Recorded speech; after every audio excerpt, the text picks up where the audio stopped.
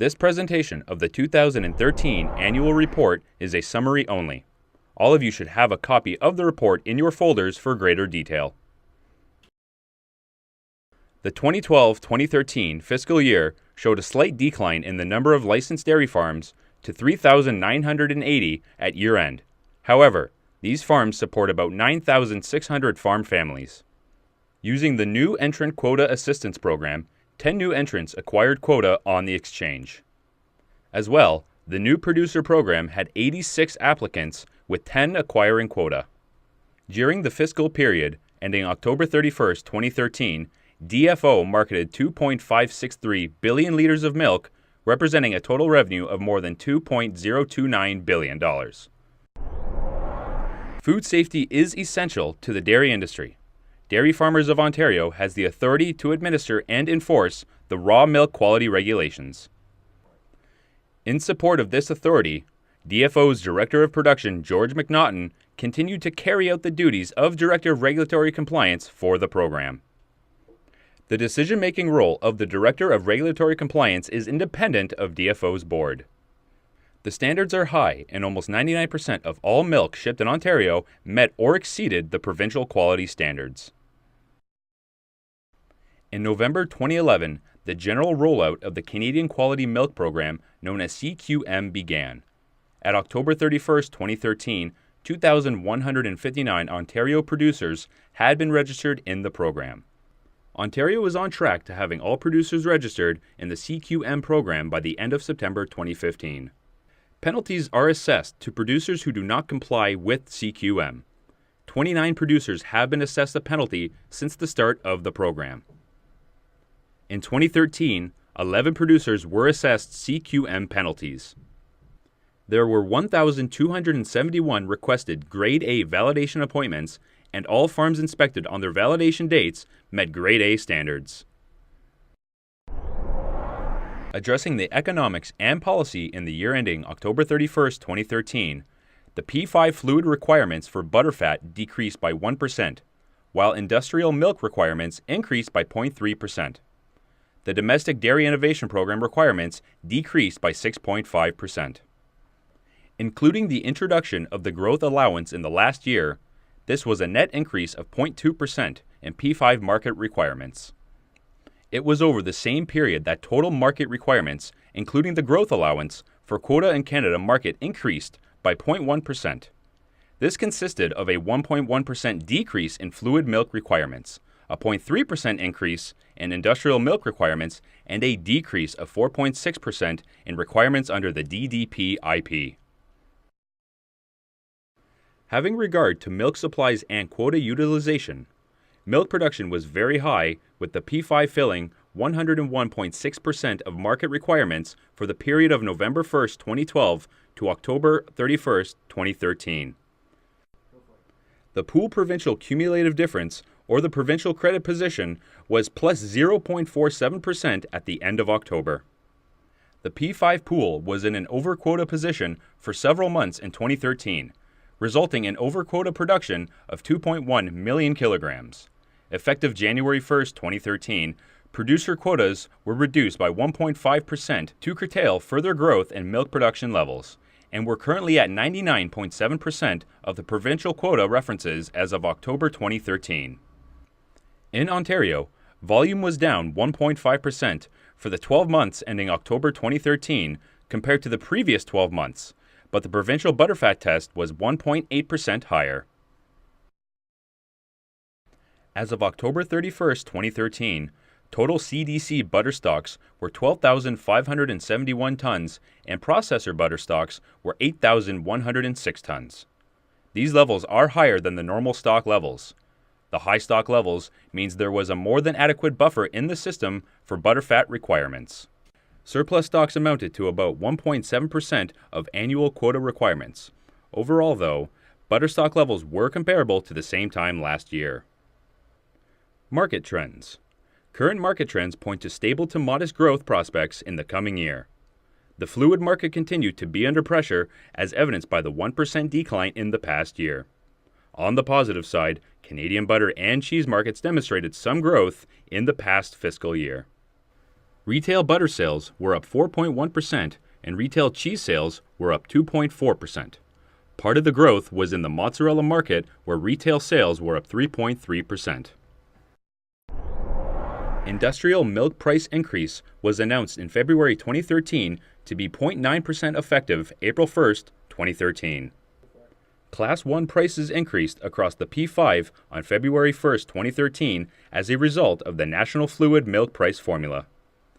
For the 12 months ending October 31, 2013, the within-quota component prices paid to Ontario producers averaged $9.99 per kilogram for butterfat, $8.82 per kilogram for protein, and $1.75 for other solids, or $79.76 per hectoliter at Ontario average composition. There was a marginal increase in the producer blend price compared to the previous year.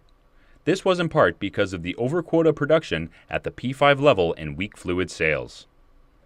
The introduction of the new Class 3D for mozzarella also had a marginal effect on the blend price. Higher world prices contributed to some modest increases. There were several national and pool policy developments over the fiscal year. These included P5 milk allocation to plants. The work for the P10 negotiating committee concluded in September 2012. Following that, there was the need to implement the milk allocation to plants. Accordingly, discussion was shifted from the P10 to the P5. The P5 milk allocation working group was formed. It had a twofold mandate that led to recommendations for milk on demand for Class 2A and 3A, a permanent growth allowance of 1%, creation for a growth reserve, and a skim milk redirection program. New Class 3D was created. On January 16, 2013, CMS-MC took the decision to create a more competitively priced milk class, Class 3D, for mozzarella cheese used on fresh pizzas.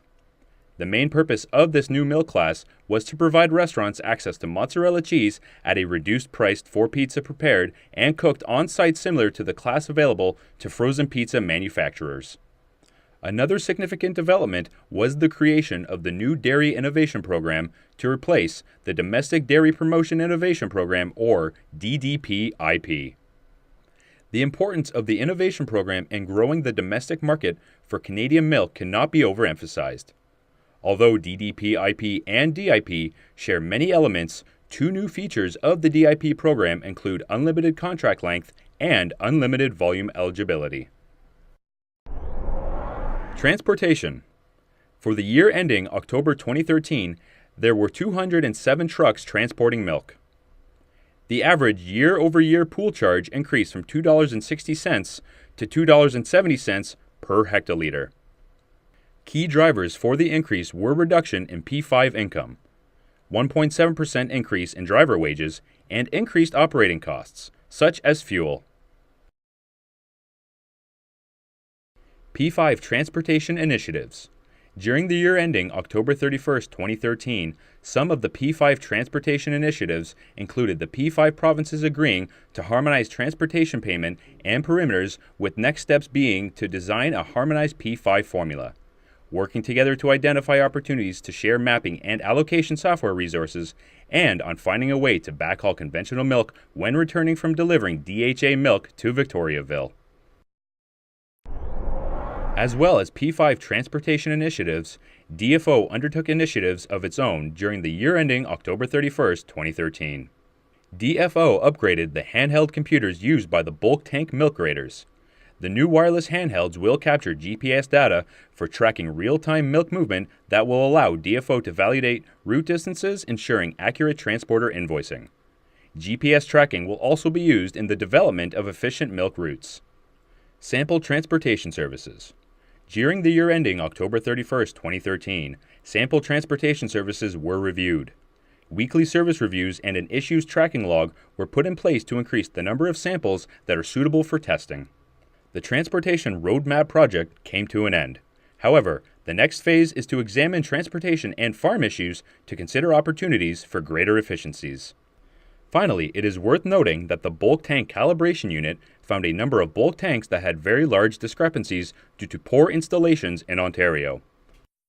A guideline for producers to consider prior to having a tank installed was provided in the Fall Regional Meetings advance papers and was repeated in the Milk Producer. Milk processing in Ontario for the year ending October 2013 had 71 plants and 11 on-farm processors. 2.563 billion liters were produced. The butterfat for fluid milk was 37.163 million kilograms. For the MSQ, it was 64.656 million kilograms, and for DDP-IP, it was 1.683 million kilograms. This last fiscal year had more producers donating milk to food banks, up to 425 from the prior year's 368 producers.